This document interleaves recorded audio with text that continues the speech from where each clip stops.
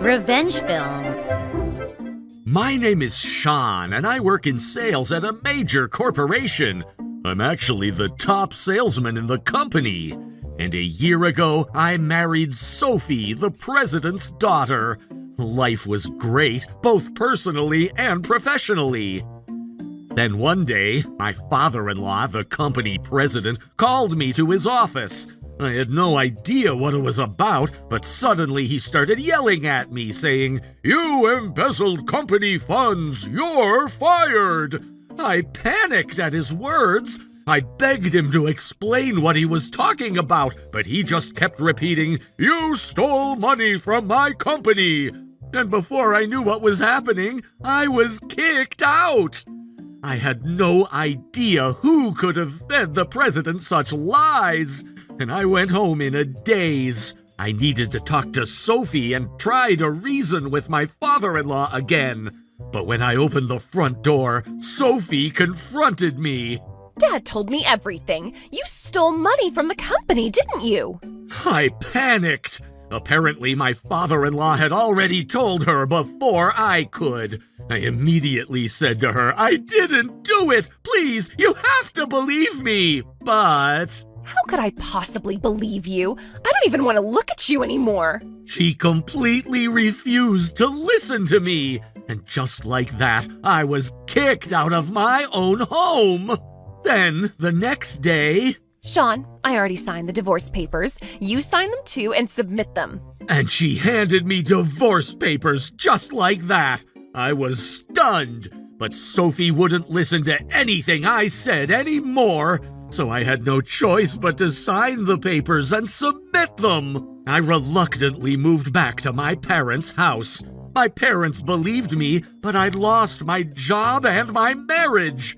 For days, I had no motivation. I just lounged around doing nothing. My parents told me to move on and start fresh, but even after several days, I couldn't shake this feeling. I just couldn't accept it. I absolutely didn't embezzle anything. The desire to clear my name grew stronger and stronger. So I decided to call my colleague Yates. Hello? Sean, is that you? I heard you got fired from the company. Yeah, that's right. Man, I was shocked. There's a huge rumor at the company that you embezzled money. But honestly, I just can't believe it. Yates, I didn't do it. Yeah, I figured. I believe you. I was so happy that Yates believed me, I almost cried.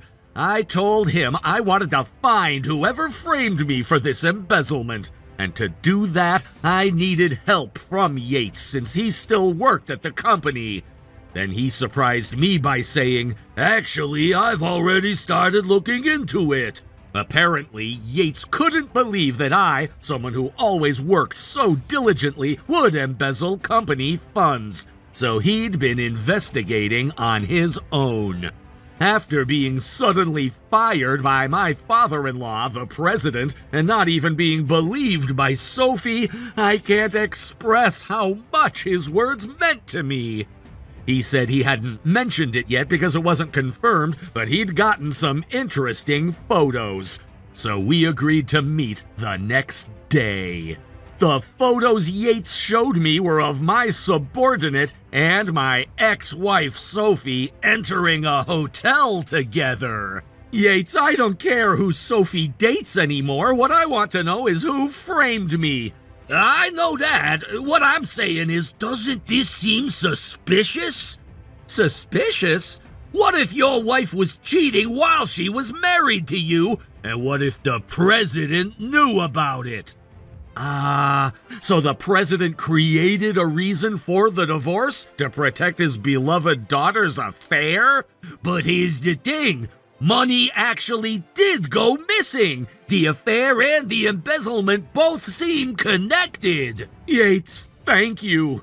Can you get me into the company? I want to find the evidence myself and confirm it with my own hands. Yeah, got it. I felt a strong determination to clear my name no matter what. On the day we infiltrated the company, Yates was surprised at how thoroughly I'd disguised myself. But more than that, he seemed excited to uncover the truth about the embezzlement, even in this situation. We heard Sophie was at the company, so Yates and I split up to search for her inside the building. About 2 hours into the search, I saw Yates beckoning me from in front of a conference room.